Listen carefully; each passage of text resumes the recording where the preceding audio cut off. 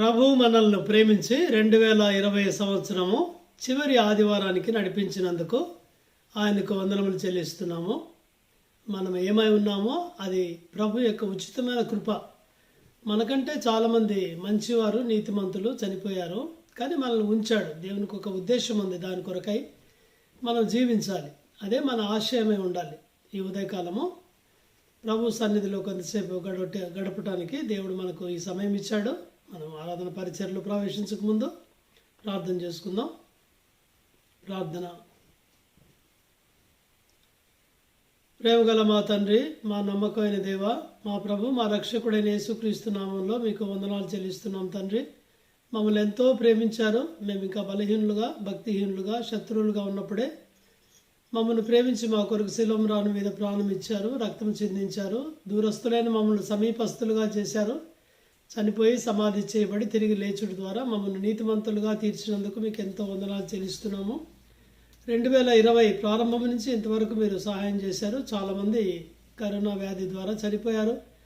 మమ్మల్ని ఇంకా ఎందుకు సజీవులుగా ఉంచారో మాకు తెలియదు తండ్రి. ఆ ఉద్దేశాన్ని మేము అర్థం చేసుకొని నీ కొరకే మేము జీవించే ప్రజలుగా మమ్మల్ని ఉంచమని ప్రార్థన చేస్తున్నాం. న్యూ జెరూసలేం ప్రేయర్ హౌస్ ద్వారా ఇంతవరకు జరిగించబడిన తండ్రి కార్యక్రమాలన్నిటికీ వందనాలు, ఆన్లైన్ పరిచర్కే వందనాలు.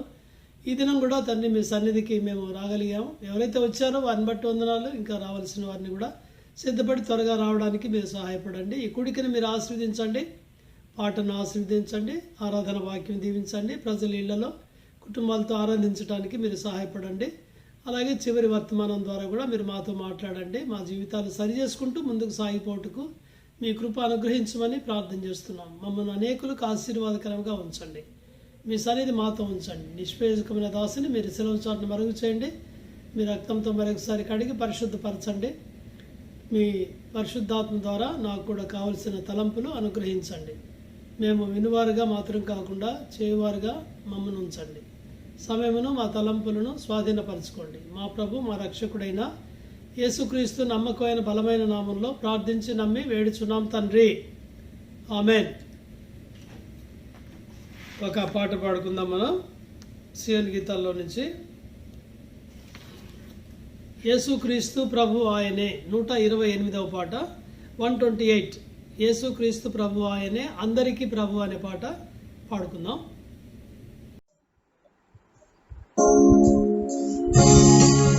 యేసుక్రీస్తు ప్రభు ఆయనే, అందరికీ ప్రభు. పశువుల పాకన్ పరుండేను, తానే దేవుడయుండి. పశువుల పాకన్ పరుండేను, తానే దేవుడయుండి. నరులంగావన్ శ్రమల పొందెన్ క్రీస్తు ప్రభు. నరులంగావన్ శ్రమల పొందెన్ క్రీస్తు ప్రభు. తిరిగెన్ భూవిన్ సుఖమున్ విడచి, శిష్యులు వెంటారుండన్. తిరిగెన్ భూవిన్ సుఖమున్ విడచి, శిష్యులు వెంటారుండన్. యేసుక్రీస్తు ప్రభు ఆయనే, అందరికీ ప్రభు. పశువుల పాకన్ పరుండేను, తానే దేవుడయుండి. పశువుల పాకన్ పరుండేను, తానే దేవుడయుండి. నిత్య జీవం, నిత్య శాంతి, నిండు నెమ్మది. నిత్య జీవం, నిత్య శాంతి, నిండు నెమ్మది. నిత్యుండేసు మనకు నివ్వా మృత్యువున్ గెల్చెను. నిత్యుండేసు మనకు నివ్వా మృత్యువున్ గెల్చెను. యేసు క్రీస్తు ప్రభువాయనే అందరికీ ప్రభువు. పశువుల పాకన్ అరుండెను తానే దేవుడై ఉండి. పశువుల పాకన్ అరుండెను తానే దేవుడై ఉండి. భీతిన్ గొలుపు అలలు పైకి లేచినంతనే. భీతిన్ గొలుపు అలలు పైకి లేచినంతనే. భీతిన్ విడచి యేసు వైపు చూడు నిమ్మాలించును. భీతిన్ విడచి యేసు వైపు చూడు నిమ్మాలించును. యేసు క్రీస్తు ప్రభువాయనే అందరికీ ప్రభువు. పశువుల పాకన్ అరుండెను తానే దేవుడై ఉండి. పశువుల పాకన్ అరుండెను తానే దేవుడై ఉండి. మరణమేలు లోయలందు సంచరించెడు. మరణమేలు లోయలందు సంచరించెడు. తరుణములు కలిగినను క్రీస్తు మీ చెంత నుండును. తరుణములు కలిగినను క్రీస్తు మీ చెంత నుండును. యేసు క్రీస్తు ప్రభువాయనే అందరికీ ప్రభువు.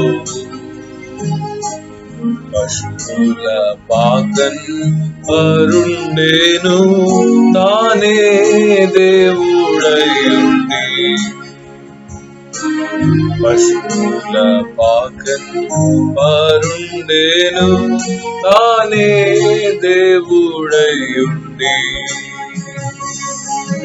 మన జీవము క్రీస్తే గదా క్రీస్తున్ తెరి చూచి. మన జీవము క్రీస్తే గదా క్రీస్తున్ తెరి చూచి. తనయులమై యుద్ధమందు జయము నొందెదము. తనయులమై యుద్ధమందు జయము నొందెదము. యేసు క్రీస్తు ప్రభువాయనే అందరికీ ప్రభువు. పశువుల పాకన్ అరుండెను తానే దేవుడై ఉండి. పశువుల పాకన్ అరుండెను తానే దేవుడై ఉండి. మనము ఆరాధనలోనికి ప్రవేశించక ముందు దేవుని వాక్యంలో నుంచి ఆరాధన కొరకైన కొన్ని హెచ్చరికలు మనం తీసుకుందాం. తలంపులు. లూకా సువార్త 2వ అధ్యాయము 10-11 వచనాలు మనం కలిసి చదువుకుందాం. Gospel according to Luke 2nd chapter. Versus 10 and 11. అయితే ఆ దూత భయపడుకుడి, ఇదిగో ప్రజలందరికీ కలుగబోవు మహా సంతోషకరమైన సువర్తమానము నేను మీకు తెలియజేయుచున్నాను. దావీదు పట్టణమందు నేడు రక్షకుడు మీ కొరకు పుట్టి ఉన్నాడు, ఈయన ప్రభు అయిన క్రీస్తు. ఇప్పుడు మనం ఇంకా క్రిస్మస్ సీజన్లో ఉన్నాము. శుక్రవారం ప్రపంచమంతటా ఉన్న క్రైస్తవులు క్రిస్మస్ పండుగను ఆచరించింది మనం చూసాము. యేసు ప్రభు వారు ఈ లోకంలో జన్మించినది అది ఒక విశేషమైన సంగతి. చరిత్రను 2 భాగాలు చేశాడు, క్రీస్తుకు పూర్వము, క్రీస్తుకు తర్వాత, క్రీస్తు శతాబ్దం. ఇది ప్రపంచంలోని ప్రజలందరికైనా శుభవర్తమానము, glad and good tidings for all people in the world. Yesu ప్రభు వారు ఈ లోకానికి వచ్చాడని పండుగ చేసుకున్నాము. అయితే ఎందుకోసం వచ్చాడో మనము ఈరోజు తలంచుదాం, ప్రభును ఆరాధిద్దాం. యేసు ప్రభు ఎందుకోసం ఈ లోకానికి వచ్చాడు, ఆ ఉద్దేశం ఏంటి, ఏ విషయాల కోసం వచ్చాడని కొన్ని తలంపులు మనం చూసుకొని మనం కుటుంబాలతో ఇళ్లలో ఆరాధనకు వెళ్దాం. మొదటిగా యేసు ప్రభు వారు ఎందుకు వచ్చాడు? He was Born in to this world to reveal God. పరలోకములో ఉన్న దేవుణ్ణి, అదృశ్యమైన దేవుని ఈ లోకంలో ఉన్న మనుషులకు బయలుపరచడానికి ఆయన వచ్చాడు. యోహాను సువార్త 1వ అధ్యాయం 18వ వచనం, gospel according to John 1st chapter and verse 18. ఎవడైనను ఎప్పుడైనను దేవుని చూడలేదు, తండ్రి రొమ్మున ఉన్న అద్వితీయ కుమారుడే ఆయనను బయలుపరచెను. చూసారా, యేసు ప్రభు ద్వారా అదృశ్యమైన దేవుణ్ణి ఎవరు చూడలేదు, ఎన్నడూ చూడలేదు, అలాంటి దేవుణ్ణి ప్రత్యక్షపరచడానికి వచ్చాడు.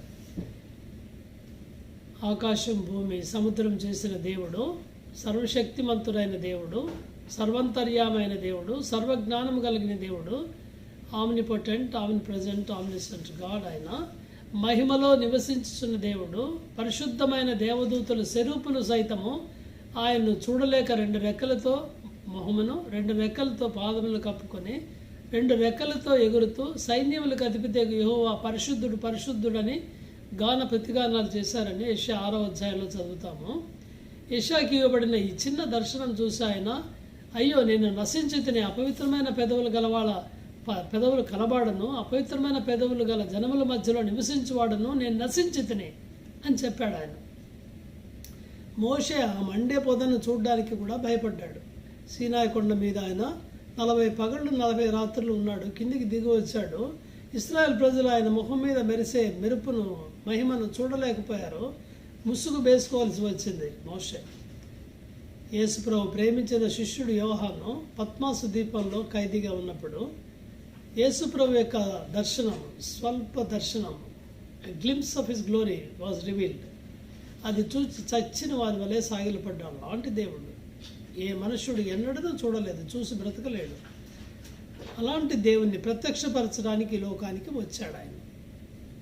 He was Born to reveal the God, invisible God. ఆయన శక్తిని, ఆయన సామర్థ్యమును, ఆయన ప్రేమను అన్ని బయలుపరచడానికి యేసుప్రభు వారు వచ్చాడు. వాక్యము మొదట యోహాను సువార్త 1వ అధ్యాయం 1వ వచనంలో, ఆదియందు వాక్యం ఉండెను, వాక్యము దేవుడై ఉండెను, వాక్యము దేవుని యొద్ద ఉండెను, వాక్యము ఈజ్ ఈక్వల్ టు దేవుడు 1:14. ఆ వాక్యము శరీరధారి అయి మన మధ్యలో నివసించను 1:14 జాన్. ఈ భూలోకంలో ఉన్న మనుషుల మధ్యలో, పాపిష్టి జనుల మధ్యలో, పాపుల మధ్యలో ఆయన 33.5 సంవత్సరాలు జీవించి నిజమైన దేవుని బయలుపరిచాడు. అది మొదటి ఉద్దేశం. రెండవ ఉద్దేశం, Jesus Christ came to forgive our sins, forgive sinners. Yesu ప్రభు వారు పాపులను క్షమించుటకు, రక్షించుటకు, పాప క్షమాపణ ఇచ్చుటకు ఆయన వచ్చాడు. 1 తిమోతి 1:15. పాపులను రక్షించుటకు క్రీస్తు యేసు లోకమునకు వచ్చిన ఉద్దేశం క్లియర్గా ఉంది ఇక్కడ. పాపులను పాపము నుంచి రక్షించుటకు, లేక పాపము నుంచి క్షమించుటకు. లూకా 19:10. నశించిన దానిని వెతికి రక్షించుటకు మనుష్య కుమారుడు లోకమునకు వచ్చెను. ఈ లోకానికి ఆయన వచ్చిన ఉద్దేశమే మన పాపములను క్షమించుటకు. ఏం చేశాడు ఆయన? పాపమెరుగని ఆయన 2 కొరింథీ 5:21లో మన కొరకు పాపముగా చేయబడెను. మన పాపములు క్షమించాలి అంటే ఆయన పరిశుద్ధమైన రక్తాన్ని శిలువ మీద చిందించాలి. పాపము లేనివాడిగా జన్మించాడు, క్రిస్మస్, మొదటి క్రిస్మస్ రోజు కన్యకు జన్మించాడు. పాపం లేని జీవితం జీవించాడు. నాలో పాపం ఉన్నదని మీలో ఎవడు స్థాపించగలడని సవాలు విసిరాడు యేసుప్రభు వారు. ఎవరు ఎన్నడూ ఆయనలో ఏ తప్పు కనుగొనలేదు. పవిత్రుడు, నిర్దోషి, పాపంలో చేరక ప్రత్యేకముగా ఉన్నవాడు. హెబ్రీ 7:26, మొదటి పేతురు 2:22. ఆయన పాపము చేయలేదు, ఆయనలో పాపము లేదు, పాపం ఎరగలేదు ఆయన. ఇవన్నీ ఆయన గురించి రాయబడ్డాయి. శత్రువులు సైతం కనుగొనలేదు. అలాంటి రక్తాన్ని కార్చాడు. అది కార్చవలసి వచ్చింది ఆయన. అదే రిడెంప్షన్, పాప విమోచన, పాప క్షమాపణ కొరకై పరిశుద్ధమైన రక్తం చిందించాలి. పరిశుద్ధమైన రక్తమే మన పాపం కడుగుటకు శక్తి గలది. మనము ఇంతకు ముందు మంచి క్రియలు, నీతి క్రియలు చేసేవారమే, కానీ వాటి ద్వారా పాప క్షమాపణ కలగదు. యెషయా గ్రంథం 64:6. మన నీతి క్రియలన్నీ మురికి పేలికల వంటివి ఆయను అని మనం చదువుతాం. అందుకనే యేసు ప్రభు వారు మన పాపములు క్షమించ నిమిత్తమై శిలువ మీద రక్తం కార్చాడు. మొదటి యోహాను 1:9. మన పాపములు మనం ఒప్పుకొన్నప్పుడు ఆయన నమ్మదగిన వాడు, నీతిమంతుడు కాబట్టి మన పాపములు క్షమించి సమస్త దుర్నీతి నుండి మనల్ని పవిత్రులుగా చేశాడు. పాపము రక్తం ద్వారా శుద్ధి చేయబడింది. ఇందుకోసం ఆయన వచ్చాడు. To give us forgiveness, to forgive us. మూడవది, he came to give us abundant life, destroying the death. మనకు దేవుడు సమృద్ధి అయిన తన జీవాన్ని ఇవ్వడానికి వచ్చాడు. అదే సమయంలో మరణమును నశింపచేయటానికి వచ్చాడు. యోహాను సువార్త 10:10, జాన్ 10:10. యేసుప్రభు చెప్పాడు, దొంగతనమును, హత్యయు, నాశనము చేయుటకు వచ్చును, అయితే నేనైతే జీవమిచ్చుటకు, నా గొర్రెలకు జీవమిచ్చుటకు, అవి సమృద్ధిగా ఇచ్చుటకు నేను వచ్చానని చెప్పాడు. యేసుప్రభు వారు వచ్చిన ఉద్దేశము తన నిత్య జీవాన్ని మనకి ఇవ్వడానికి వచ్చాడు. రోమీయులు రాసిన పత్రిక 6:23, రోమన్ 6:23. ఏలైనగా పాపములు వచ్చు జీతము మరణము, అయితే దేవుని కృపా వరము మన ప్రభు అయిన క్రీస్తు యేసునందు నిత్య జీవము. Praise the Lord. నిత్య జీవము. యోహాను 3:16. దేవుడు లోకమును ఎంతో ప్రేమించెను, కాగా ఆయన తన అద్వితీయ కుమారునిగా పుట్టిన వాని యందు విశ్వాసముంచు ప్రతివాడు నశింపక నిత్య జీవము పొందినట్లు ఆయనను అనుగ్రహించెను. నిత్య జీవము, దేవుని జీవము పేరు నిత్య జీవము. మన జీవము 3 నిమిషాలు మూసుకుంటే చచ్చిపోతాం. మనం నాశనానికి వెళ్ళేవారం. పాపంలో వచ్చే జీతము మరణము, నాశనం, నరకం, అగ్నిగుండం. ఆ అగ్నిగుండమును తీసివేసి మనకు నిత్య జీవం ఇవ్వడానికి ఆయన వచ్చాడు. తర్వాత 4వది, he came to give us love. దేవుడు తన యేసుప్రభు వారి లోకానికి వచ్చిన ఉద్దేశము తన ప్రేమను బయలుపరచడానికి వచ్చాడు. To give us his love. దేవుడు మనల్ని ప్రేమిస్తున్నాడు. అదే జాన్ 3:16 మనం చదువుతాం. దేవుడు లోకమును ప్రేమించను. మొదటి యోహాను 4:8. దేవుడు ప్రేమ స్వరూపి. కరెక్టే. ఎట్లా తెలుస్తుంది మనకు ఆయన ప్రేమిస్తున్నాడని? తన కుమారుని యేసుప్రభు వారిని పంపాడు. ఈయన దేవుని ప్రేమను వెల్లడి చేశాడు. ఎఫెసీయులు రాసిన పత్రికలో 5:2 ఆయన మనల్ని ప్రేమించి ఏం చేశాడంటే తను తాను బలియాగముగా అర్పించుకొని పౌలు రాస్తున్నాడు. 5th chapter 2nd verse. క్రీస్తు మిమ్మల్ని ప్రేమించి పరిమళ వాసనగా ఉండుటకు మన కొరకు తను తాను దేవునికి అర్పణగాను బలిగాను అర్పించుకొనెను. ప్రేమ ఇచ్చాడు ఆయన. God so loved the world, he gave. దేవుడు ప్రేమించి ఇచ్చాడు. మనం ఇంకా పాపులుగా ఉన్నప్పుడే ఆయన మనల్ని ప్రేమించాడు. రోమా 5:8. అయితే దేవుడు మన ఎడల తన ప్రేమను వెల్లడిపరుచుతున్నాడు. ఎట్లనగా మనం ఇంకను పాపం అయ్యుండగానే క్రీస్తు మన కొరకు చనిపోయాను. మనం దుర్మార్గులుగా ఉన్నప్పుడు మన కొరకు చనిపోయాడు, మంచివారిగా ఉన్నప్పుడు కాదు. So he showed his love towards us when we are at sinners. He came to show God's love to us. అందుకని పౌలు కూడా అంటాడు గలతీ 2:20, he loved me and gave himself for me. ఆయన నన్ను ప్రేమించి నా కొరకు తన్ను తాను అర్పించుకొనెను.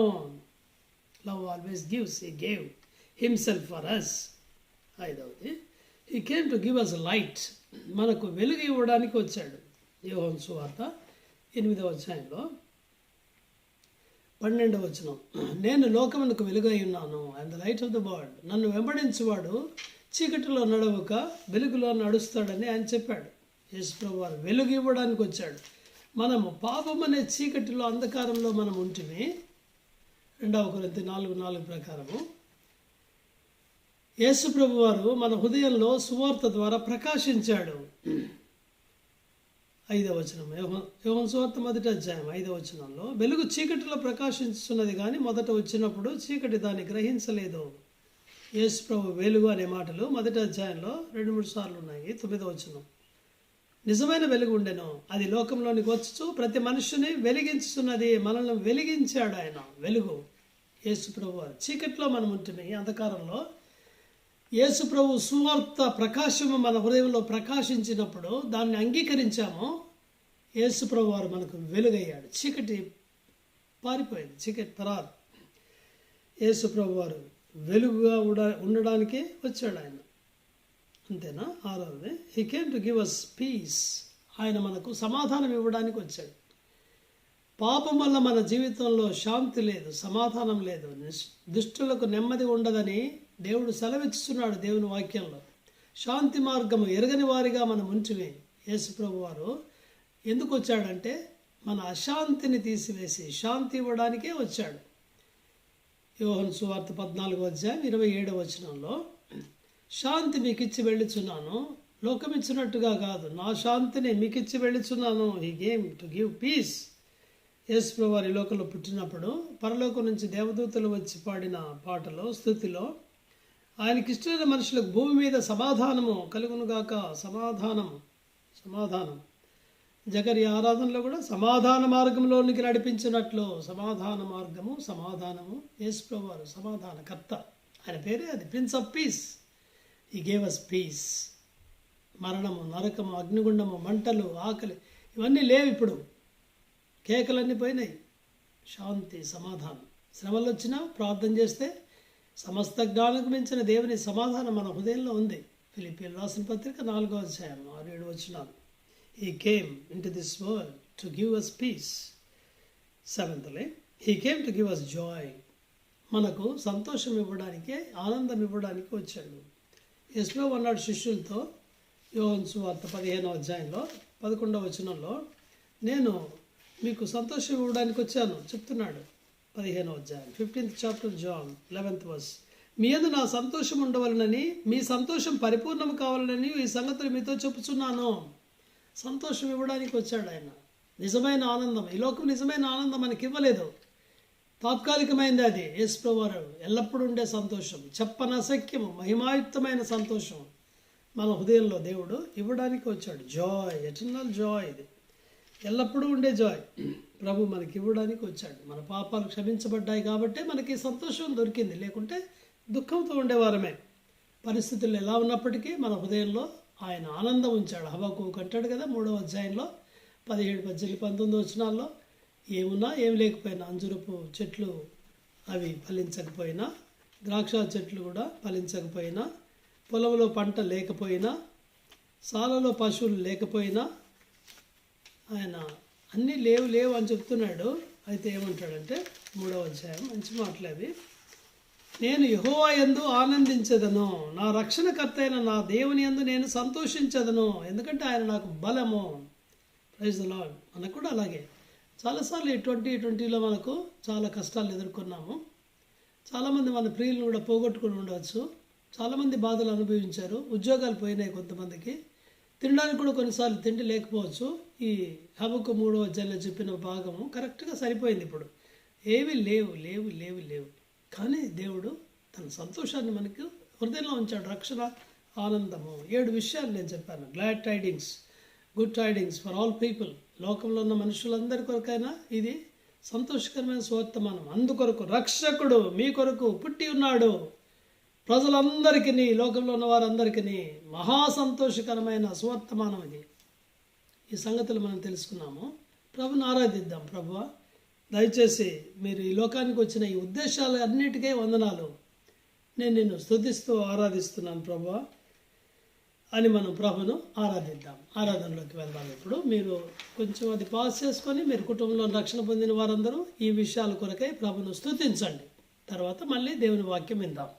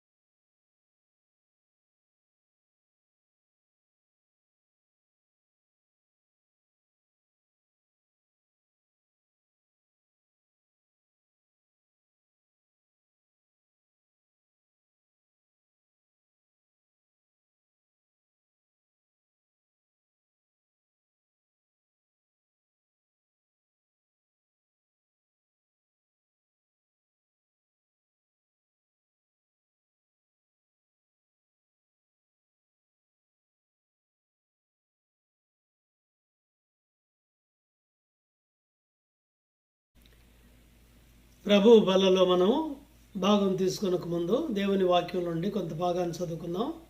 రూతు గ్రంథం 4వ అధ్యాయము మొదటి 10 వచనాలు నాతో పాటు దయచేసి కలిసి చదవండి. Book of Ruth 4th chapter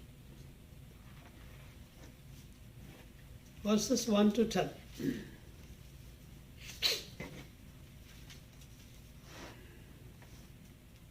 Ruth గ్రంథం 4వ అధ్యాయం.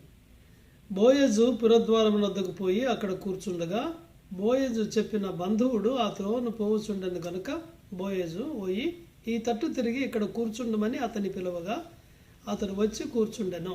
బోయజు ఆ ఊరి పెద్దలలో 10 మందిని పిలిపించుకొని ఇక్కడ కూర్చుండడని చెప్పగా వారును కూర్చుండిరి.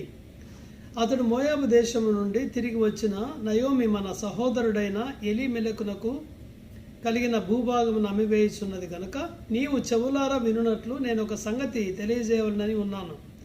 ఈ పుర నివాసుల ఎదుటను నా జనుల పెద్దల ఎదుటను ఆ భూమిని సంపాదించుకునము. ఏమనగా దాన్ని విడిపించుటకు నీవు ఒప్పుకొని ఎడల విడిపించుము, దాన్ని విడిపింప నొల్లని ఎడల అది స్పష్టంగా నాతో చెప్పుము. నీవు గాక దాన్ని విడిపింపవలసిన బంధువుడు ఎవడనూ లేడు, నీ తరువాత వాడును నేనే అని బంధువునితో చెప్పాను. అందుకతడు నేను విడిపించదనెను. బోయజు నీవు నయోమి చేతి నుండి ఆ పొలమును సంపాదించే దినమున చనిపోయిన వాని పేరిట అతని స్వాస్థ్యమును స్థిరపరచున్నట్లు చనిపోయిన వాని భార్య అయిన రూతను మోయాబీయురాలి యొద్ద నుండి దానిని సంపాదింపవలనని చెప్పగా ఆ బంధువుడు నేను దాన్ని విడిపించుకొనలేను, నా స్వాస్థ్యమును పోగొట్టుకుందునేమో, నేను దాన్ని విడిపింపలేను కనుక నీవే నాకు ప్రతిగా బంధువుని ధర్మము జరిగించుమని చెప్పెను. ఇశ్రాయేలీయుల్లో బంధుధర్మమును గూర్చి కానీ క్రయ విక్రయములను గురించి కానీ ప్రతి సంగతిని స్థిరపరచుటకు పూర్వమున జరిగిన మర్యాద ఏదనగా ఒకడు తన చెప్పు తీసి తన పొరుగువానికి ఇచ్చుటయే. ఈ పని ఇశ్రాయేలీయుల్లో ప్రమాణముగా ఎంచబడెను. ఆ బంధువుడు నీవు దాన్ని సంపాదించుకొనుమని బోయజుతో చెప్పి తన చెప్పు తీయగా బోయజు ఎలిమెలకు కలిగిన యావత్తును కిల్యోనుకును మహలోను కలిగిన యావత్తును నయోమి చేతి నుండి సంపాదించితినని నేను అన్నందుకు మీరు ఈ దినమున సాక్షులై ఉన్నారు. మరియు చనిపోయిన వారి పేరిట అతని స్వాస్థ్యమును స్థిరపరచున్నట్లును చనిపోయిన వారి పేరు అతని సహోదరుల నుండి అతని స్థలం యొక్క ద్వారము నుండి కొట్టివేయబడక ఉండినట్లును నేను మహలోను భార్య అయిన రూతను మోయాబీయురాలిని సంపాదించుకొని పెళ్లి చేసుకొనుచున్నాను. దీనికి మీరు ఈ దినమున సాక్షులై ఉన్నారని పెద్దలతోనూ ప్రజలందరితోనూ చెప్పెను. మరొక భాగాన్ని చదువుకున్నాం. లూకా సువార్త 2వ అధ్యాయము. Gospel according to Luke 2nd chapter verse 15 వచనం. ఆ దూతలు తమ యుద్ధ నుండి పరలోకమునకు వెళ్ళిన తర్వాత ఆ గొర్రెల కాపరులు జరిగిన ఈ కార్యమును ప్రభు మనకు తెలియజేయించి ఉన్నాడు, మనము బెత్లెహేము వరకు వెళ్ళి చూతము రండని ఒకరితో ఒకడు చెప్పుకొని. 1 కొరింథీ 11వ అధ్యాయంలో కూడా 28, 29 వచనాల్లో మనం చదువుకుందాం.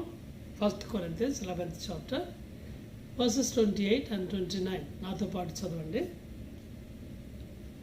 కాబట్టి ప్రతి మనుష్యుడు తనను తాను పరీక్షించుకొనవలెను, అలాగు చేసి ఆ రొట్టెని తిని ఆ పాత్రలోనిది త్రాగవలెను. ప్రభు శరీరమని వివేచింపక తిని త్రాగువాడు తనకు శిక్షావిధి కలుగుటకే తిని త్రాగుచున్నాడు. మరొకసారి ప్రార్థన చేసుకుందామా. ప్రేమగల మా తండ్రి, మా నమ్మకమైన దేవ, మా ప్రభు మా రక్షకుడైన యేసుక్రీస్తు నమ్మకమైన నామంలో మీకు వందనాలు చెల్లిస్తున్నాం తండ్రి. మమ్మల్ని ప్రేమించి ఈ లోకానికి మొదటి క్రిస్మస్ రోజు వచ్చారు, బెత్లెహేము ఊరిలో జన్మించారు, మా కొరకు రక్షకుడు అయ్యారు తండ్రి. కాబట్టి మీకు ఎంతో వందనాలు చెల్లిస్తున్నాము. ఈ లోకంలో మేము మీరిచ్చే ఈ దీవెనలు ఆశీర్వాదాలు అనుభవించేవారిగా మమ్మల్ని ఉంచండి. రక్షణ ద్వారా వచ్చేవి మేము కూడా అనేకులకు ఆశీర్వాదకరంగా ఉండేలాగా సహాయం చేయండి. బల్లలో కూడా యోగ్యంగా పాలు పొందుటకు సహాయపడండి. యేసు ప్రభు పేరిట వేడుచున్నాం తండ్రి, ఆమెన్. మనము కొద్ది కాలం కిందట రూతు గ్రంథాన్ని మనం ధ్యానించడం ప్రారంభించాము. 3 అధ్యాయాలు మనం ముగించాము. ఈరోజు 4వ అధ్యాయానికి వచ్చాము. మనం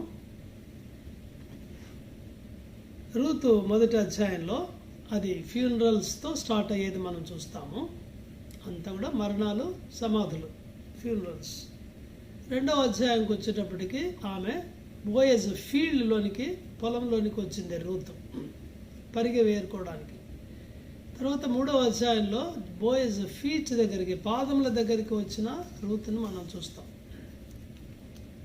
సో అలాగా 4వ అధ్యాయంకి వచ్చేటప్పటికి ఇక్కడ మనము బోయజ్ ఫ్యామిలీలోకి వచ్చేది మనం చూస్తున్నాం. 4వ అధ్యాయంలో ఫ్యామిలీ వీపింగ్తో స్టార్ట్ అయింది అధ్యాయం, వర్కింగ్తో కంటిన్యూ అయింది, వెయిటింగ్తో కంటిన్యూ అయింది, ఇప్పుడు వెడ్డింగ్తో క్లోజ్ అవుతుంది. ఇది పెళ్లితో ముగించబడుతుంది. మనం ప్రాముఖ్యంగా ఏం చూస్తామంటే ఈ లోకంలో 2 శక్తులు పనిచేస్తున్నాయి. ఒక శక్తి సాతాను, రెండవ శక్తి దేవుడు యేసుప్రభు వారు. సాతాను మనల్ని నాశనం చేయడానికే వాడున్నాడు. యోహాను సువార్త 10:10 మనం చదివాం కదా. దొంగతనమును హత్యయు నాశనమును చేటుకు వస్తున్నాడు. యేసుప్రభు అన్నాడు, నేను జీవం ఇవ్వడానికి, నా గొర్రెలకు సమృద్ధి అయిన జీవం ఇవ్వడానికి నేను వచ్చాను. సాతాను పడగొట్టేవాడు, కుటుంబాలని, జీవితాలని, సంఘాలని పడగొట్టేవాడు. యేసుప్రభు వారు తిరిగి కట్టేవాడు, యేసుప్రభు వారు తిరిగి సమకూర్చేవాడు, గుండె చెదరిన వారిని బాగు చేయవాడు ఆయనే, వారి గాయములన్నిటినీ కట్టువాడు ఆయనే అని 147వ కీర్తన 3వ వచనంలో కూడా మనం చదువుకున్నాం. ఈ రోజు వర్తమానం ఏంటంటే, ప్రతి రూతు గ్రంథంలోని వర్తమానము ఒకటే. శిథిలమైన మన జీవితాలు 2020 సంవత్సరంలో నిరాశలో, నిస్పృహలో ఉన్నావా? పగిలిపోయిన జీవితాలతో ఉన్నావా? సంతోషము, సమాధానం లేని స్థితిలో ఉన్నామా? ప్రభువుకు ఆ ముక్కలన్నీ కూడా, శిథిలాలన్నీ కూడా ఆయన చేతులు పెడదాం. తిరిగి ఆయన కట్టుటకు శక్తిమంతుడు, అతుకు పెట్టగలడు. కానీ ఒకటే చేయాలి, మనం ఏం క్వశ్చన్స్ లేకుండా, కండిషన్స్ లేకుండా ఆయన చేతికి ఇవ్వాలి. మనం తీసుకునే తీర్మానాలు మన గమ్యస్థానాన్ని నిర్ణయిస్తాయి. అది కూడా మనం నేర్చుకున్నాం. Our decisions will determine our destinations. మన తీర్మానాలు ఏమైతే చేస్తామో అవి మన గమ్యస్థానాన్ని నిర్ణయిస్తాయి. మన తీర్మానాలు మన చేతిలో ఉన్నాయి. దేవుడు ఎవరిని బలవంత పెట్టాడు. ఎలిమెలెకు బెత్లెహేంలో కరువు రాగానే వెళ్ళిపోయాడు మోయాబు దేశానికి. అది ఆయన మరణానికి దారి తీసింది. ఒక నేతడు సరిగా కనపడ మార్గము కలదు, తుదకది మరణమునకు త్రోవ తీయును. అది నెరవేరింది. ఓర్ప వెంబడించడానికి సిద్ధపడింది బెత్లెహేంకు రావడానికి. నయోమి సలహా మేరకు వెనక్కి వెళ్ళి ఆశీర్వాదాలకు దూరమైంది. ఆమె తిరిగి ఎట్టెళ్ళిందో మనకు తెలియదు. మోయాబు దేశంలో కెమెషు దేవతకి వెళ్తే ఆమె నరకానికి, అగ్నిగుండానికి వెళ్ళింది. రూతు చేసిన తీర్మానం, బెత్లెహేముకు వెళ్ళి తీరాలి, నీ దేవుడే నా దేవుడు. ఈ 7 తీర్మానం మనం చూసాం 16-17 వచనాల్లో. ఆ తీర్మానంలో ముఖ్యమైనది నీ దేవుడే నా దేవుడు. కెమోషును వదిలిపెట్టింది, మోయాబు దేశాన్ని వదిలిపెట్టింది, తన బంధువులను వదిలిపెట్టింది, తన యొక్క జాతిని వదిలిపెట్టింది, బెత్లెహేముకు వెళ్ళింది. రూతు బెత్లెహేముకు వెళ్ళడం ద్వారా పరిస్థితులన్నీ మారిపోయాయి. అదే మనం 2వ అధ్యాయంలో మనం చూసాం. టర్నింగ్ పాయింట్స్ బిగిన్ అయినాయి. Changes taken place. అక్కడ బోయజ్తో పరిచయం ఏర్పడింది. మొదటి అధ్యాయంలో బోయజ్ అంటే ఎవరో ఆమెకు తెలియదు. 2వ అధ్యాయంలో బోయజ్ ఎవరో తెలిసింది. ఆయన ఫీల్డ్లోనికి తెలియకుండానే వెళ్ళింది. దేవుడు ఆమె వెంట ఉన్నాడు. కష్టపడి పనిచేసింది సాయంకాలం దాకా, వర్కింగ్ ఉమెన్. 3వ అధ్యాయంలో బోయజే నాకు సొంతం కావాలనే ఉద్దేశంతో వెళ్తుంది. 2వ అధ్యాయంలో పిడికలతో వేసిన దాంతో సంతృప్తి పొందింది. ఇప్పుడు 3వ అధ్యాయంలో నాకు ఈ బెనిఫిట్స్ అక్కర్లేదు, బెనిఫాక్టర్ కాదు నాకు కావాల్సింది, I want him as a braid groom, పెళ్లి కుమారుడుగా నేను పొందాలి. మనం కూడా దేవుని గిఫ్ట్స్తో సంతోషపడకుండా దేవుడే, ఆ గివరే మనకు కావాలి అనే ఆశను మనం కలిగి ఉండాలి. 3వ అధ్యాయంలో అదే మనం చూసాం. 3వ అధ్యాయంలో ఆమె సరి అయిన ఉద్దేశంతో వెళ్తుంది, సరి అయిన వ్యక్తిత్వం. 4 రైట్ థింగ్స్ మనం చూసాం కదా. 4 right things we have seen. So 4 right things ఏంటి? She must go to a right person, she must go with a right purpose, she must go with the right preparation, she must go to the right place. సరి అయిన వ్యక్తి దగ్గరికి వెళ్ళాలి, సరి అయిన ఉద్దేశంతో వెళ్ళాలి, సరి అయిన సిద్ధపాటుతో వెళ్ళాలి, సరి అయిన స్థలం ఆయన పాదముల దగ్గరికి వెళ్ళాలి. ఈ సంగతులు మనం నేర్చుకున్నాం. ఇప్పుడు అన్నాడు, నేను విడిపిస్తాను అన్నాడు. నా ఏమంది, నువ్వు ఊరిక ఉండము, ఆయన చేసేదాకా నిద్రపోడు అని చెప్పింది ఆమె. She has to wait. మనం కూడా కొన్నిసార్లు వేచి ఉండే దాంట్లో మనం విశ్వాసం కలిగి ఉండాలి. తప్పక ఆయన చేస్తాడు, ఆయన టైం కొరకు కనిపెట్టాలి. సో ఇప్పుడు 4వ అధ్యాయానికి మనం వచ్చాము. 4వ అధ్యాయంలో మనము ఇప్పుడు రిడెంప్షన్, విమోచన, ఈ పుస్తకం యొక్క ఉద్దేశం కూడా అదే అని చెప్పాను కదా. Aim rest through redemption. Rest through redemption, విమోచన ద్వారా విశ్రాంతి. అందుకని విమోచన అనేది ఎక్కువ సార్లు మనం ఇందులో మనం చూస్తాము. విడిపించుట, ఇదే అధ్యాయంలోనే దాదాపు విడిపించుట అనే మాట 5 సార్లు దాదాపు వస్తుంది. సంపాదించుట అనేది కూడా వస్తుంది. విమోచకుడు అనే మాటలు కూడా వస్తాయి దీంట్లో. సో ఇవన్నీ కూడా అనేక సార్లు వచ్చే పదాలు ఇవి. ఇప్పుడు రక్షణ కార్యం లేకుంటే విమోచన కార్యం, the work of redemption begins. 4వ అధ్యాయంలో బోయజు ఇప్పుడు యాక్టివ్గా ఉండేది మనం చూస్తాం.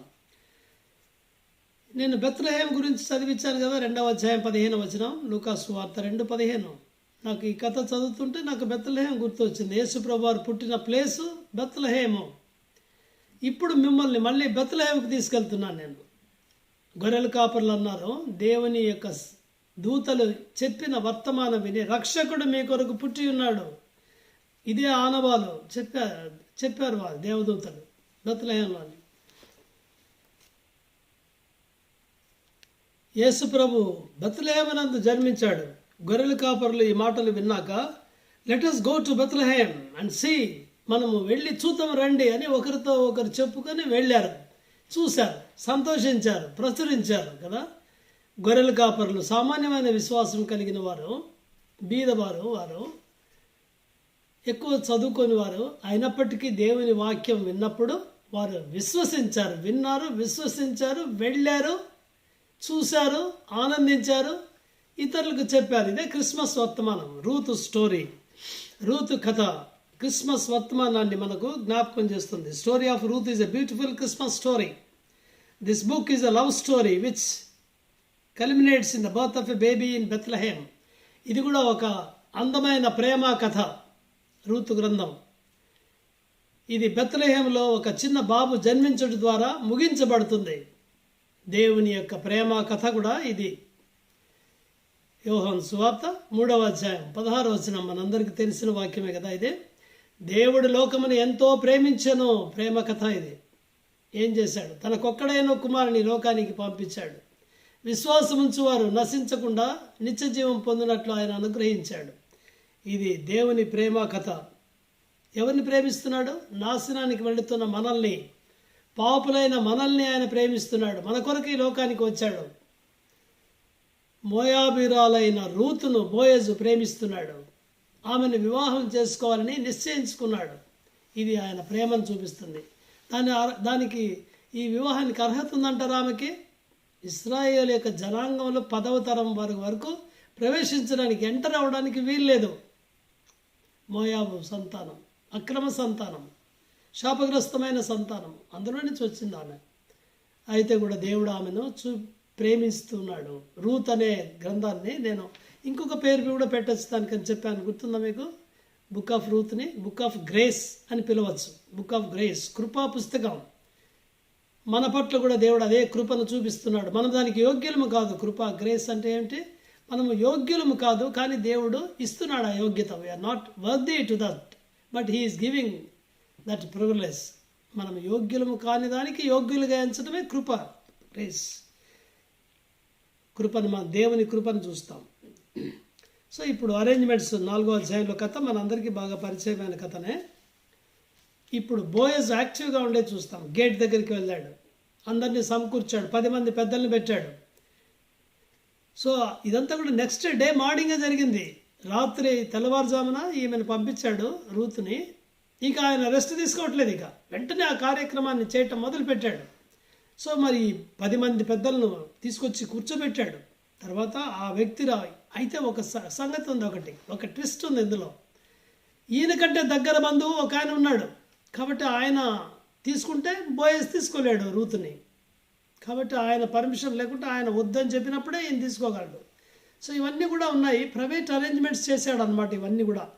వాళ్ళందరూ అప్పుడు 10 మంది రావటం, సరిగ్గా అదే సమయంలో ఆయన ఇక్కడికి రావటం, ఇవన్నీ కూడా ప్రైవేట్గా చేశాడు బోయజు. తలంచాడు ఎలా చేయాలి, ఎలా చేస్తే బాగుంటుంది అన్నీ కూడా తలంచాడు. Privately made all arrangements. So ఇక్కడ మనం ఏం చూస్తామంటే arrangements were made privately, but the action was done publicly. పబ్లిక్గానే ఈ ట్రాన్సాక్షన్ జరిగింది. ఇది ఒక ట్రాన్సాక్షన్, ఒక బిజినెస్ లాంటిది అనమాట. కొనటం, అమ్మటం ఇవన్నీ ఉన్నాయి కదా ఇందులో. పరలోకమందున దేవుడు మన రక్షణ కొరకై అంటే పాపి అయిన మనిషిని రక్షించడానికి ఒక ప్రణాళిక ఆయన ప్రైవేట్గా కలిగి ఉన్నాడు. ఎప్పటి నుంచి? ఆదికాండం 3వ అధ్యాయం 15వ వచనంలో చెప్పబడిన వాక్యం మెస్సియా గురించిన మొదటి వర్తమానం. కానీ దానికంటే ముందు జగత్పునాది వేయబడుకునిపై క్రీస్తు యేసునందు ప్రేమతో మనల్ని ఏర్పరచుకొనెను. ఎఫెసీ 1:5. ఈ గొర్రెపిల్ల జగత్తు ఉత్పత్తికి ముందే వధించబడినట్లున్న గొర్రెపిల్ల ఇది. ఈ గొర్రెపిల్ల ఇవన్నీ కూడా ప్రైవేట్గా దేవుడు కలిగి ఉన్నాడు. ఆయా ప్రవక్తల ద్వారా ప్రవచనాలు ఇస్తూనే ఉన్నాడు. కన్యక గర్భవతి కుమారుని కన్నా యెషయా ద్వారా చెప్పాడు. బెత్లెహేంలో ఆయన జన్మిస్తాడని మీకా ద్వారా చెప్పాడు. ఆయన ఎలా చనిపోతాడు ఇవన్నీ చెప్పాడు. ఇవన్నీ కూడా ప్రైవేట్గా ఆయన చెప్తూనే ఉన్నాడు. ఇప్పుడు పబ్లిక్గా ఆయన చెప్తున్నాడు. Public transactions privately arranged but publicly being done. Savior will be born. God made all arrangements for the Savior to be born. Prophecies he made. History also he is in his control. History is his story అని ఒక ఆయన భక్తుడు అన్నాడు. చూడండి, చరిత్ర కూడా ఇలాగా కరెక్ట్గా కాలం సంపూర్ణమైనప్పుడు గలతీ 4:4 కన్య గర్భమందు స్త్రీ సంతానమందు ఆయన జన్మించబోతున్నాడు. కానీ బెత్లెహేంలో చెప్పారు కదా 700 years బిఫోర్ పుడతాడని. బెత్లెహేం, మీరు బెత్లెహేంలో లేరు, నజరేతులో ఉన్నారు. ఎంగేజ్మెంట్ అక్కడ అయింది. అయితే కైసర్ ఆగస్టు ఆయన ఒక డిగ్రీ ఇచ్చాడు. Caesar Augustus king, Roman emperor. అప్పుడు రోమిలు పరిపాలిస్తున్నారు. ఏం డిగ్రీ ఇచ్చాడు? ప్రతివాడు కూడా తన సొంత పట్టణానికి వెళ్ళి సొంత ఊరికి వెళ్ళి మీరు పేరు నమోదు చేసుకోవాలి అని ఒక డిగ్రీ ఇచ్చాడు. మనం కూడా ఇప్పుడు అలాంటివి చేస్తాం కదా, డిగ్రీలు ఇస్తారు. అప్పుడప్పుడు సెన్సస్ అని తీస్తుంటారు కదా. దేనికోసం ఇవి? వారు కూడా ఎందుకు చేసేవాళ్ళు సెన్సస్? జనసంఖ్య కొరకు, సైన్యంలో ఎవరైనా చేరాలన్నా ట్యాక్స్, ఇవన్నిటి కొరకే వారు చేసేవారు. సరిగ్గా మరియకు దినములు నిండినప్పుడు ఈ ఆర్డర్ వచ్చింది. వారు బయలుదేరి నజరేతు నుండి బెత్లెహేంకి దాదాపు 4 దినాల ప్రయాణము, 80 to 90 miles దూరము ప్రయాణమై వారు వెళ్ళారు అక్కడికి. సో బ్యాక్గ్రౌండ్, చరిత్ర లేకుంటే సమయం, time is in his control. Caesar Augustus పరిపాలిస్తున్నాడు, కానీ పైన ఇంకొక ఆయన ఉన్నాడు సింహాసనం మీద, దేవుడు. ఆయన పరిపాలిస్తున్నాడు. Man rules but God overrules. So ఇవన్నీ కూడా దేవుని పర్మిషన్ ద్వారానే జరుగుతున్నాయి. హౌస్ ఆఫ్ బ్రెడ్ అని అర్థం బెత్లెహేం అనే మాటకు. హౌస్ ఆఫ్ బ్రెడ్ అంటే రొట్టెల ఇల్లు. ఆ రొట్టెల ఇంటిలో జీవాహారమైన యేసు ప్రభు జన్మించబోతున్నాడు. కరెక్టే కదా? అది జీవాహారము. నేను అన్నాడు I'm the bread of life అని చెప్పాడు యేసు ప్రభు వారు. అందుకోసం అరేంజ్మెంట్స్ ఇప్పుడు జరుగుతున్నాయి. సో అందరూ వచ్చి కూర్చున్నారు అక్కడ. 2వ వచనంలో అతడు వచ్చి కూర్చుండెను అనే మాటలు మాటికి చూస్తాం. మొదటి 2 వచనాల్లో చివరిలో ఇక్కడ కూర్చుండుము, అతడు వచ్చి కూర్చుండెను. బోయజు 10 మందిని పిలిపించుకొని ఇక్కడ కూర్చుండి, వారు కూర్చుండ్రి. సో అందరు కూడా కూర్చుంటున్నారు ఇక్కడ. రెస్ట్ అంటే they are sitting and deciding. Boaz కూడా కూర్చున్నాడు. సో ఇవన్నీ కూడా ఇప్పుడు ఎలా చేయాలంటే ఈ ట్రాన్సాక్షన్స్ లీగల్గా చేయాలి. All the transactions should be done legally, అంటే చట్ట ప్రకారం చేయాలి. Went to the gate, sat down and he is doing all this. అయితే ఇక్కడ రిక్వైర్మెంట్స్ కొన్ని ఉన్నాయి. రిడీమర్ గురించిన requirements, characteristics of a redeemer. ఎవరై ఉండాలి విడిపించేవాడు రూతుని? ఆయన దగ్గర బంధువై ఉండాలి, సమీప బంధువై ఉండాలి. అది మొదటిది. ఇవన్నీ కూడా మనం ఇదివరకు చూసాము. లేవీకాండం 25వ అధ్యాయంలో 25వ వచనంలో, ద్వితీయోపదేశకాండం 25వ అధ్యాయం 5 నుంచి 10 వరకు ఈ వాక్యాలన్నీ మనం చదివాము. సమీప బంధువు అయి ఉండాలి, దగ్గర రక్త సంబంధీకుడై ఉండాలి, దూరపు చుట్టం కాదు, దగ్గర సంబంధం కలిగి ఉండాలి. అలాంటి వారు విడిపించగలరు. సో ఇప్పుడు దగ్గర సంబంధం ఇంకొక వ్యక్తి ఉన్నాడు. ఆ వ్యక్తి అలా వచ్చాడు. ఓయి, ఆయన పేరు రాయబడలేదు ఇక్కడ. ఓయి అని ఇక్కడ వచ్చి కూర్చుండమని చెప్పాడు. ఆయన వచ్చాడు. నువ్వేం చేయాలంటే ఇక్కడ ఇప్పుడు నయోమి చేతి నుండి పొలాన్ని సంపాదించాలి అని చెప్పాడు. విడిపించుకు ఒప్పుకుంటే ఓకే, లేకుంటే నేను విడిపించాల్సి వస్తుంది, నెక్స్ట్ నేనే అని చెప్పాడు. అయితే 4వ వచనం చివరి లైన్లో అతడు ఏమన్నాడంటే, నేను విడిపించదను అనేను. ఈ మాట వినగానే బోయజు గుండెల్లో చాలా భయం వేసి ఉంటుంది కదా, ఒక్కసారి పజల్ అయి ఉంటాడు. అలాగా. అయితే ఇంకో సంగతి ఉంది సుమా, రూతును కూడా విడిపించాలి, పెళ్లి చేసుకోవాలి. ఓహో, నేను చేసుకోను, ఎందుకంటే నాకు ఇదివరకు వివాహం అయింది, నా స్వాస్థ్యం పోగొట్టుకుంటానేమో, నీవే తీసుకో అని చెప్పు తీసి ఇచ్చాడు. అది రివాజ్ అక్కడ. కాబట్టి ఇదంతా కూడా పబ్లిక్గా లీగల్గా జరగాలి. సమీప బంధువై ఉండాలి. యేసు ప్రభు వారు మనల్ని పాపము నుంచి విడిపించుటకు విమోచించుటకు ఆయన మన రక్త సంబంధీకుడు ఆయను, మన వంటి వాడు ఆయను. ఆయన దేవుడై ఉండి ఫిలిప్పీ 2వ అధ్యాయంలో 6 నుంచి మనం చూస్తాము. ఆయన మనుష్యుని పోలికగా పుట్టి మన వలే పుట్టాడు ఆయన. ఏప్రిల్ రాసిన పత్రిక 2వ అధ్యాయం 14 వచనాలు ఇవన్నీ మనం చూసాం ఇదివరకు కూడా. సమీప బంధువు, మన వంటి వాడు, సహోదరులు మన వంటి వాడు ఆయన. మనుష్యుడుగా పుట్టాడు ఆయన, మన మధ్య నివసించాను. మన వలె ఆకలి కొన్నాడు, దప్పిక కొన్నాడు, ఆయన నిద్రపోయాడు. మన వంటి స్వభావం కలిగిన వాడే ఆయన. సూపర్ న్యాచురల్ మ్యాన్గా లేడు ఆయన. మన వంటి, మన బాధలన్నీ ఆయనకు తెలుసు, మన శ్రమలన్నీ తెలుసు. ఆయన సమీప బంధువుడు. అయితే ఈ సమీప బంధువుడు విడిపించడానికి శక్తి కలిగి ఉండాలి. మొదటిదేమో ఆయన సమీప బంధువుడు. రెండవది ఈ షుడ్ బి ఏబుల్, అంటే డబ్బులు ఉండాలి ఆయన దగ్గర, పైసలు ఉండాలి. పొలం విడిపించాలన్నా డబ్బులు కావాలి, రూతులు విడిపించాలన్నా కూడా డబ్బులు కావాలి, చెల్లించాలి. సంపాదించలే అనమాట. 4-5 సార్లు చూసాం కదా.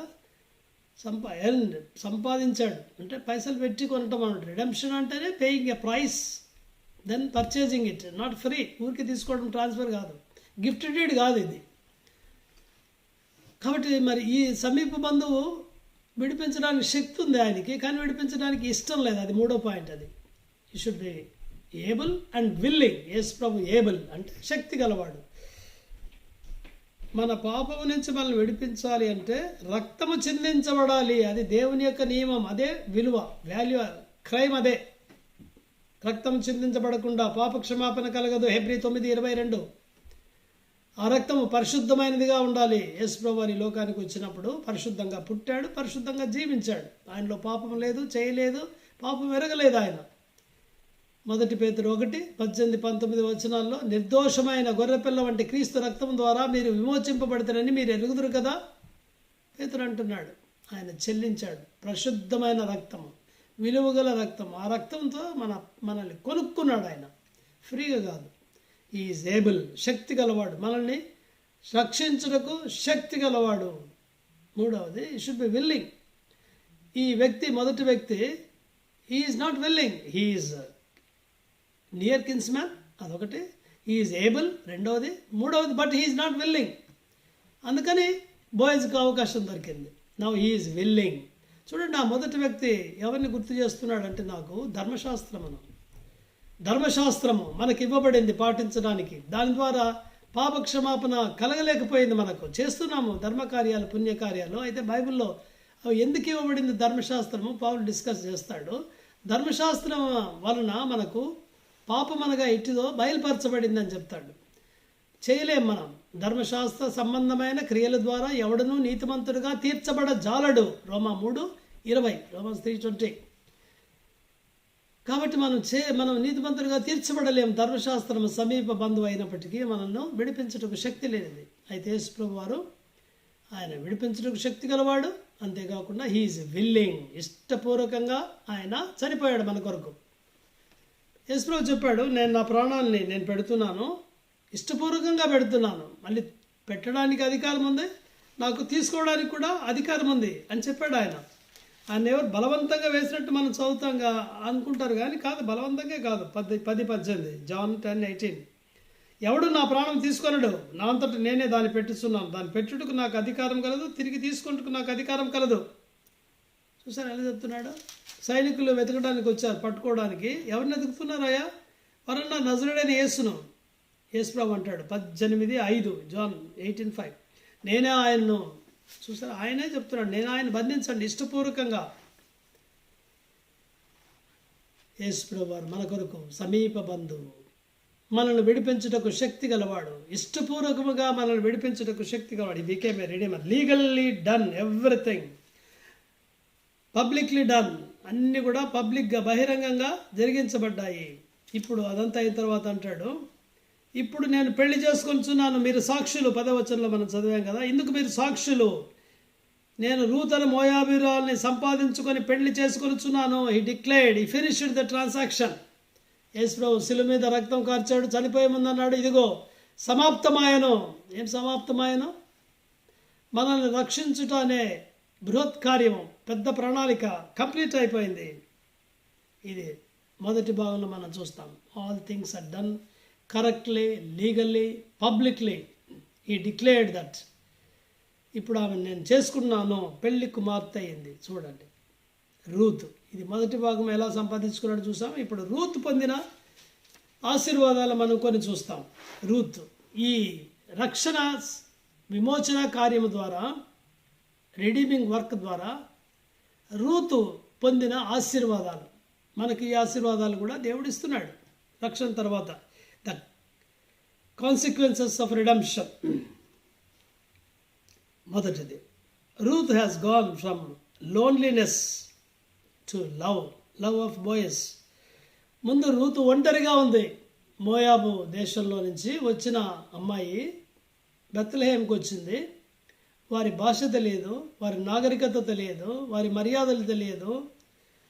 కొత్త ఊరు, కొత్త మనుషులు, ఎవరు స్నేహితులు లేరు నయోమి తప్ప.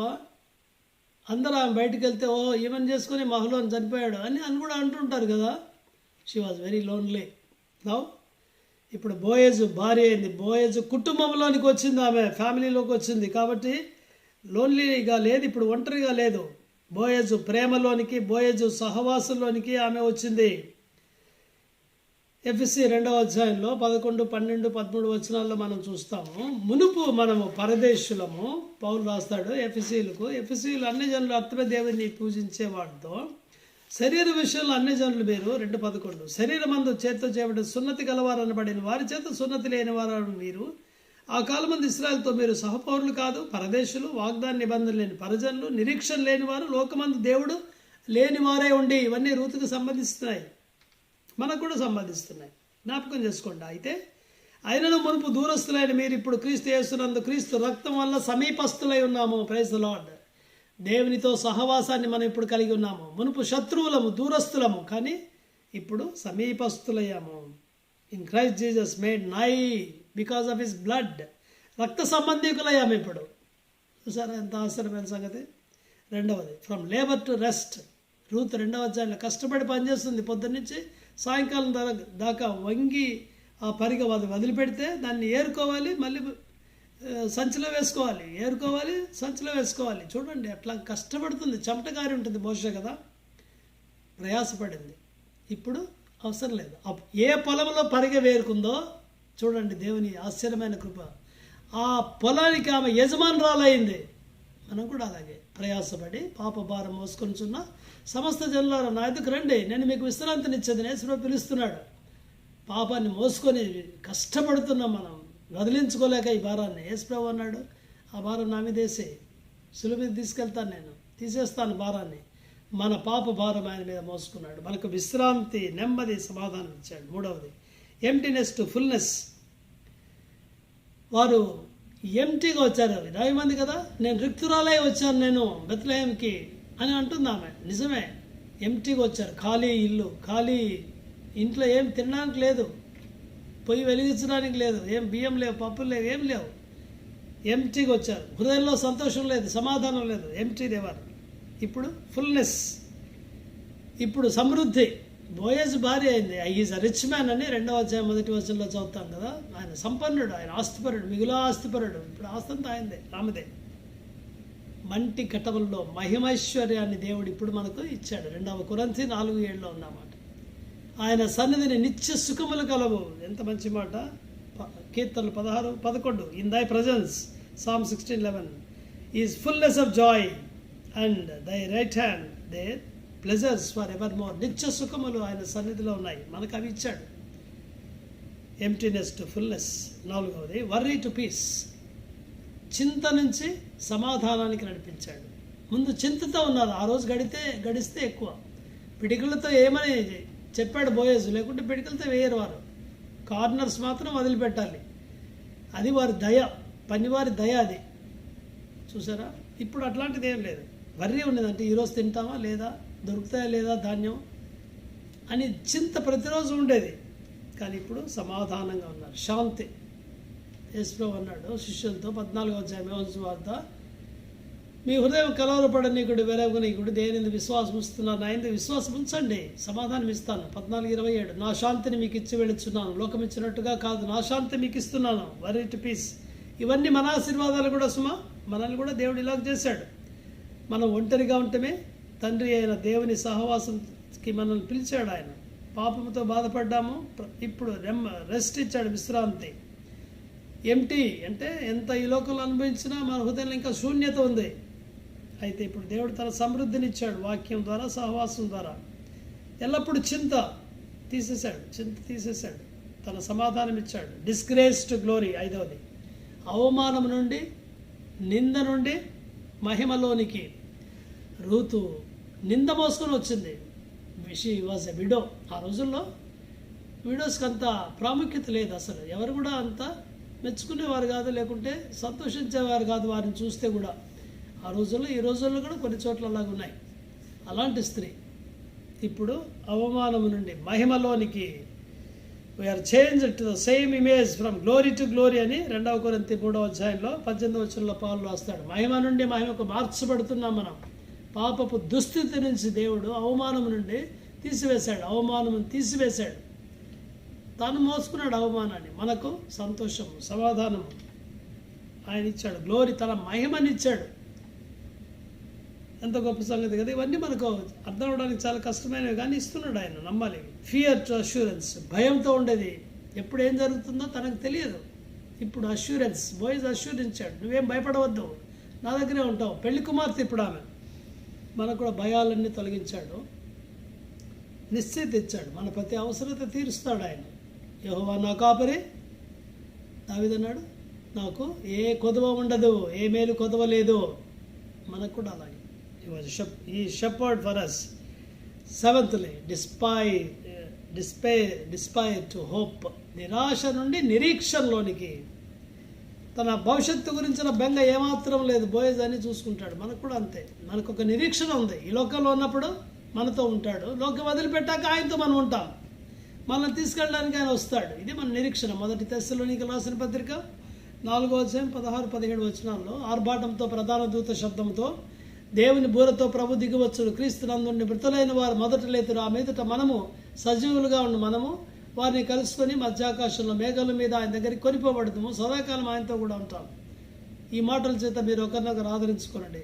ఇది మన నిరీక్షణ. క్రైస్తవులకు మాత్రమే ఉన్న నిరీక్షణ. యేసు ప్రభు వారి ఈ ఆశీర్వాదాలన్నీ మనకి ఇచ్చాడు. పౌలు రాస్తాడు ఎఫెసీయులకు రాసిన పత్రికలో 1వ అధ్యాయంలో 3వ వచనంలో, యేసు ప్రభు నందు ఆయన మనకు ప్రతి ఆశీర్వాదాన్ని ఇచ్చాడు. మన ప్రభు అయిన యేసుక్రీస్తు యొక్క తండ్రి యొక్క దేవుడు స్తుతింపబడును గాక. ఆయన క్రీస్తునందు పరలోక విషయములలో ఆత్మ సంబంధమైన ప్రతి ఆశీర్వాదమును మనకు అనుగ్రహించెను. పాస్టెన్స్. ఈ ఆశీర్వాదాలన్నీ యేసు ప్రభువునందు మన విశ్వాసం ఉంచినప్పుడు, ఆయన ముగించిన, సమాప్తం చేసిన రక్షణ కార్యం, విమోచన కార్యం మీద విశ్వాసం ఉంచినప్పుడు ఇవన్నీ మనకు కూడా అయ్యాయి. ప్రియమైన స్నేహితుడా, ఈ ఆశీర్వాదాలను అనుభవించావా? యేసు ప్రభువుని విశ్వాసం ద్వారా అనుభవించవచ్చు. విశ్వాసం ఉంచావా?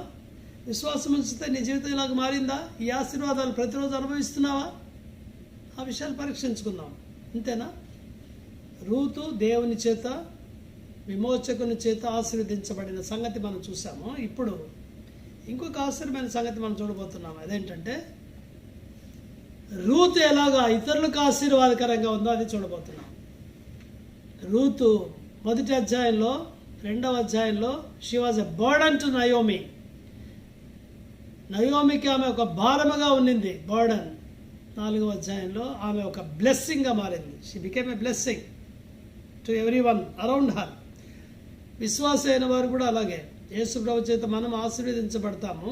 అయితే మనం ఇతరులకు కూడా ఆశీర్వాదకరంగా ఉంటాం. అబ్రహాం వాగ్దానం ఏంటి? నిన్ను ఆశీర్వదించేదను, నీ చుట్టూ ఉన్న వారికి నేను ఆశీర్వాదకరంగా చేస్తాను. చాలా మంచి వాగ్దానం. చాలాసార్లు అదే మిస్ అవుతాం. మనల్నే ఆశీర్వదించాలి, మనమే బాగుపడాలనుకుంటాం. 12వ అధ్యాయంలో నిన్ను గొప్ప చేస్తాను. 2వ వచనంలో నిన్ను ఆశీర్వదించు వారిని ఆశీర్వదించదను. చూడండి, నిన్ను గొప్ప జనముగా చేసి, ఆదికాండము 12:2, నిన్ను ఆశీర్వదించి నీ నామను గొప్ప చేయదును, నీవు ఆశీర్వాదముగా ఉందువు. అది దేవుని యొక్క ఉద్దేశం. రూతు ఎలాగ ఇతరులకు ఆశీర్వాదకరంగా ఉందో జస్ట్ మనం కొన్ని విషయాలు చూద్దాం. మొదటిది, ఆమె బోయజుకు ఆశీర్వాదకరంగా ఉంది. మనం ఇంతవరకు ఏం చూసాం? బోయజ్ ద్వారా రూతు ఆశీర్వదించబడింది అని చూసాం కదా. కాదు ఇప్పుడు చూడండి, రూతు ద్వారా బోయజ్ ఆశీర్వదించబడుతున్నాడు. ఎలాగా? మళ్ళీ మత్తయి సువార్తకు వెళ్దాం. 1వ అధ్యాయం. యేసు ప్రభు వంశావళిలో మొదటగా మనం చదివేది ఏమిటంటే, యేసు ప్రభు ఎవరి యందు జన్మించాడు అనే లిస్ట్ ఉంది. అందులో 5వ వచనం చూడండి, మాథ్యూ 1:5.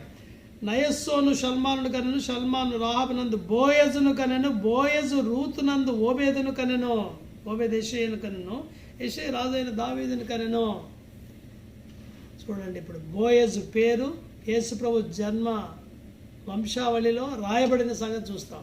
రూతుని చేసుకున్న ద్వారానే ఇది సాధ్యమైంది. దేవుని చేత కృప పొందింది రూతు కూడా. బోయజు చేసుకున్న ద్వారా తన పేరు వంశావళిలో చేర్చబడింది. చాలా ఆశ్చర్యంగా మొదటి వ్యక్తి ఎవరైతే ఇంకా ఎక్కువ సమీప బంధువు అయ్యాడో రూత్కి, ఆయన అన్నాడు, నేను నా వంశాన్ని నా స్వాస్థాన్ని పోగొట్టుకుంటానేమో కాబట్టి నేను చేసుకోను అన్నాడు. ఆయన పోగొట్టుకున్నది తన వంశావళి సంగతి కాదు, యేసురావు వంశావళిలో పేరు పోగొట్టుకున్నాడు. బోయజ్ పేరు రాయబడింది, నియరెస్ట్ కిన్స్మ్యాన్. ఆయన పేరే లేదు అసలు, రూతు గ్రంథంలో కూడా లేదు. బోయజ్కు ఆశీర్వాదం, వంశావళి. మెస్సియా యొక్క వంశావళిలో చేర్చబడ్డాడు బోయజు. రెండవది నయోమికి ఆశీర్వాదం. నయోమి ఇంతవరకు చింతతో దిగులుతో ఉండేది, కుమారులను పోగొట్టుకుంది, భర్తను పోగొట్టుకుంది. రూత్ వచ్చింది, ఈమె బర్డెన్ అనుకుంది, కానీ ఆ బర్డెన్ ఆమెకు బ్లెస్సింగ్ అయింది. 15వ వచనంలో 4వ అధ్యాయము రూత్లో స్త్రీలు అంటున్నారు ఇలాగా, 14 నుంచి చదువుతాను. ఈ దినమున నీకు బంధువుడు లేకుండా చేయని యెహోవా స్తుతినందుగాక, ఆయన నామం ఇశ్రాయేలులో ప్రకటించబడను కాక. ఎందుకు? నిన్ను ప్రేమించి 7 కుమారుల కంటే ఎక్కువగా ఉన్న నీ కోడలు. 2-3 కుమారులు ఉంటేనే మనం పట్టలేము జనాల్ని కదా. 7 కుమారుల కంటే ఎక్కువ అంటే ఎవరు? Ruth. What great thing this is కదా. ఓ నీ కోడలు ఇతను కనని, ఇతడు నీ ప్రాణము ఓదార్చి ముసలితనం నీకు పోషకుడుగా నయముతో చెప్పిరి. చూసారు ఎంత గొప్ప సంగతి. నయోమికి ఆదరణ ముసలితనంలో, నయోమికి ఆశీర్వాదం. రూతు ద్వారా అన్యురాలు, మోయాబిరాలు, శాపగ్రస్తమైన కుటుంబంలో నుంచి వచ్చిన అమ్మాయి. అంతేనా? 3వది బెత్లెహేంకి ఆశీర్వాదం. అందుకని బెత్లెహేంకి వెళ్దామని చెప్పాను. గొర్రెల కాపర్లు వెళ్ళారు, బెత్లెహేంలో జరిగిన విచిత్రమైన సంగతి చూశారు. జగత్ రక్షకుడు, దేవాది దేవుడు బెత్లెహేంలో జన్మించాడు, రెట్టెల ఇంటిలో జన్మించాడు. పశువులు, గొర్రెల కాపర్లు వెళ్ళి చూసి సంతోషించారు. బెత్లెహేం అంతవరకు అంతగా ఎక్కువ ప్రఖ్యాతి చెందనిది. రాహేలు చనిపోయింది, చనిపోయేటప్పుడు కుమారుడు పుట్టాడు, బెనోని దుఃఖపుత్రుడు అని పెట్టింది ఆ పేరు.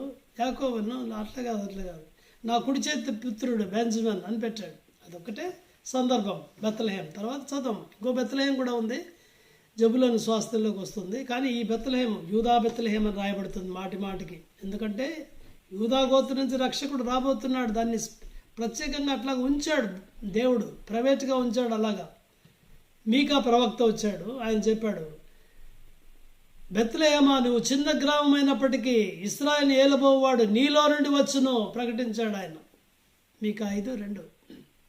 బెత్లెహేం ప్రిజర్వ్ చేయబడింది, రక్షకుని కొరకు భద్రపరచబడింది. బెత్లెహేం చిన్న ఊరు, పెద్ద పట్టణాల్లో యేసు ప్రభు జన్మించలేదు. యెరూషలేము మతానికి క్యాపిటల్, రిలీజియస్ యాక్టివిటీస్కి అది రాజధాని.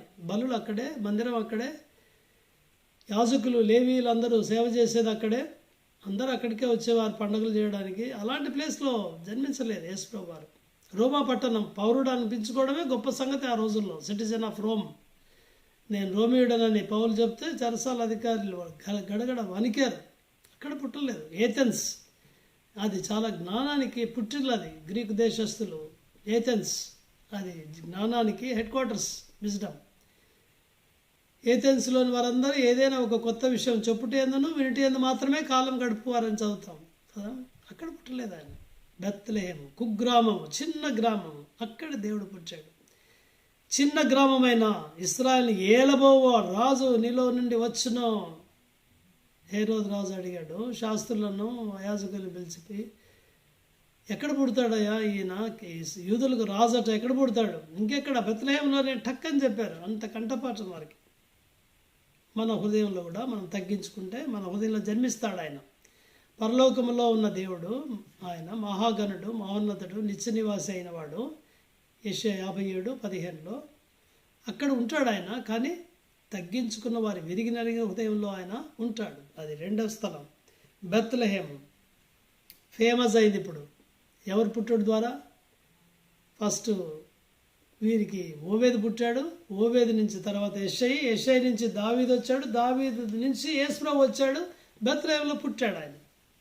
నాలుగవది to the nation of Israel. Israel యొక్క జనాంగం అంతటికీ కూడా ఆశీర్వాదం తెచ్చింది ఆమె. ఎలాగా? దావీదు ద్వారా. ఇందాక చెప్పాను కదా, దావీదు వచ్చాడు. అంతవరకు కూడా సౌలు రాజుగా ఉన్నాడు, కానీ శరీర సంబంధమైన రాజు. ఆయన దేవుని చిత్తానుసారమైన వ్యక్తి కాదు. వారు అడిగితే, డిమాండ్ చేస్తే దేవుడు ఇచ్చాడు. ఇప్పుడు ఒరిజినల్ ప్లాన్లో ఉన్న రాజు గారు వచ్చారు, దావీదు. నా హృదయానుసారుడైన మనుష్యుడు అని చెప్పాడు కింగ్ డేవిడ్. కింగ్ డేవిడ్ కాలంలో ఏమైంది?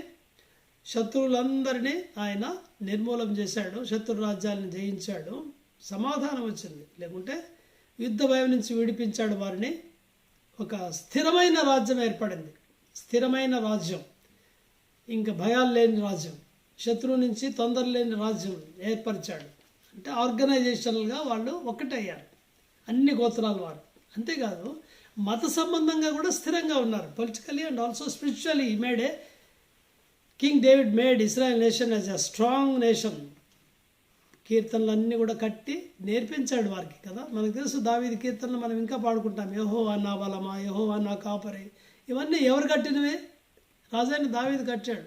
లేవీల్ని ఏర్పరిచాడు, స్వరమండలం ఇవన్నీ సితార్లు అన్నీ ఏర్పరిచాడు. ఎలా చేయాలో అవన్నీ చూపించాడు. మ్యూజిషియన్స్ని, కోయర్ పార్టీ ఏర్పరిచేది దావీదే, దైవజనుడైన దావీదు ఏర్పరిచాడు. ఇవన్నీ కూడా అని నెహెమ్యా కూడా పుస్తకంలో కూడా చదువుతాం. ఇశ్రాయేల్ నేషన్కి ఆమె ఆశీర్వాదం తీసుకొచ్చింది. ఎందుకంటే దావీదు ద్వారా, దావీదు వచ్చాడు కాబట్టి ఈమె ద్వారా. అంతేనా? వారికి కాదు, టు ద హోల్ వరల్డ్, ప్రపంచం అంతటికీ ఆశీర్వాదం తెచ్చింది. ఇందాక మనం లూకా సువార్తలో మనం చూస్తున్నాం కదా, 2వ అధ్యాయంలో 10వ వచనంలో, అయితే దూత భయపడకుడి, ఇదిగో ప్రజలందరికీ కలుగబో మహా సంతోషకరమైన సువర్తమానము నేను మీకు తెలియజేస్తున్నాను. ఈ సువర్తమానం ఎవరికి? ప్రపంచంలోని ప్రజలందరికీ సువర్తమానము. లోకమందున్న వారందరికీ మహా సంతోషకర, ప్రజలందరికీ, యూదులకే కాదు, క్రైస్తవులకే కాదు, లోకంలో ఉన్న వారందరికీ ఇది సువర్తమానం. రక్షకుడు మీ కొరకు బెత్లెహేములో పుట్టి ఉన్నాడు. ఎరుషలేములో కాదు, బెత్లెహేములో పుట్టి ఉన్నాడు. రూతు ద్వారా ఇచ్చిన ఆశీర్వాదం ప్రపంచంలోని వారందరికీ. యోహన్ సువార్త 4వ అధ్యాయం 42వ వచనం. సమరయులు అంటారు, సుకారు ఊరి వారు, ఈయన నిజముగా లోకరక్షకుడని తెలుసుకొని నమ్ముచున్నాం. లోకరక్షకుడు ఆయన. క్రైస్తవులకు రక్షకుడు అని లేదు బైబిల్లో, లోకరక్షకుడు. ప్రియమైన స్నేహితులారా, ఒక బర్డన్సమ్గా ఉన్న ఒక స్త్రీ, మోయాబు స్త్రీ, శాపగ్రస్తమైన స్త్రీ, ప్రపంచానికి ఆశీర్వాదం ఎలా అయిందో మనం చూసాం కదా. ఇది ఆశ్చర్యమైంది. నిన్ను నన్ను కూడా దేవుడు అలాగా చేయాలని కోరుతున్నాడు. మనం అలాగా ఆశీర్వాదకరంగా ఉన్నామా? మన ఇంటిలో మనం ఆశీర్వాదకరంగా ఉన్నామా? భర్తకు, అత్తకు, తల్లిదండ్రులకు ఆశీర్వాదకరంగా ఉన్నామా? మన ఊర్లోని వారికి, మన బస్తీలోని వారికి ఆశీర్వాదకరంగా ఉన్నామా? ఇశ్రాయేల్ జనాంగానికి ఆశీర్వాదకరంగా ఉంది. మన సంఘంలోని వారికి మన ద్వారా ఆశీర్వాదం కలుగుతుందా, నష్టం కలుగుతుందా? ఏమిస్తున్నాం మనం ఇతరులకు? ఆశీర్వాదమా, దుఃఖం కలిగిస్తున్నామా? ప్రపంచంలోని వారందరికంటే ఎక్కడికి పోయినప్పటికీ, మీరు ఎక్కడికి వెళ్ళినా, అమెరికాకి వెళ్ళినా కూడా అక్కడ ఆశీర్వాదకరంగా ఉండాలి. మీ సొంత ఊరికి వెళ్ళినా, ఎక్కడికి వెళ్ళినా, ప్రయాణాల్లో కూడా అన్ని చోట్ల ఆశీర్వాదకరంగా ఉండాలి. మన ద్వారా యేసుప్రభు అనేకులకు తెలియబడాలి. అప్పుడే మనం ఆశీర్వాదకరంగా లోకరక్షకుని మనం కనపరచగలం. ఈ 5 ఆశీర్వాదాలు రూతు ద్వారా కలిగాయి. మనము ఈ విషయాలు పరీక్షించుకుందాం. 2020 చివరికి వచ్చేసాం కదా. ఇదివరకే చెప్పినట్టు మనం భక్తి పరులని దేవుడు పెట్టలేదు మనల్ని. ఒక ఛాన్స్ ఇస్తున్నాడు మనల్ని బాగు చేసుకోవడానికి. ఒక్క విషయం పరీక్షించుకుందాం. మనము యేసు ప్రభు ద్వారా వచ్చిన ఆశీర్వాదాలన్నీ ఎఫెసీ 1:3 ప్రకారం పరలోక సంబంధమైన ఆశీర్వాదాలు మనం అనుభవిస్తున్నామా? లేకుంటే అడుగుదాం, ప్రభువా చాలా విషయాలు పోగొట్టుకున్నాను, నేను నీతో ఎక్కువ సంబంధం కలిగి లేను, నీకు దూరంగా జీవించాను, ఆధిక్యతలు పోగొట్టుకున్నాను, క్షమించండి అని. రెండవది, ఇతరులకు ఆశీర్వాదకరంగా ఉన్నామా? మన చుట్టూ ఉన్న వారికి నష్టాన్ని కలుగజేస్తున్నామా, దుఃఖాన్ని కలుగజేస్తున్నామా? మన ద్వారా అవమానం కలుగుతుందా? మన కుటుంబంలోని వారికి, మన వీధిలోని వారికి, మన పట్టణంలో ఉన్న వారికి, మన బంధువులకు, ఇరుగు పొరుగు వారికి, సంఘంలో ఉన్న వారికి మన ద్వారా ఆశీర్వాదం కలిగిందా, నష్టం కలిగిందా? ఒకసారి పరీక్షించుకుందాం, మనం సరి చేసుకుందాం, ప్రభు దగ్గర క్షమాపణ అడుగుదాం. ఆయన క్షమించుటకు సిద్ధ మనస్సు కలవాడు, రెడీగా ఉన్నాడు, క్షమిస్తాడు. మనం పరీక్షించుకుందాం, తర్వాత బలను సమీపిద్దాం. దేవుడు మనకు సహాయం చేయను గాక. ఇప్పుడు మీరు మీ ఇంటిలో ఈ బలలో మీరు పాలు పొందవచ్చు.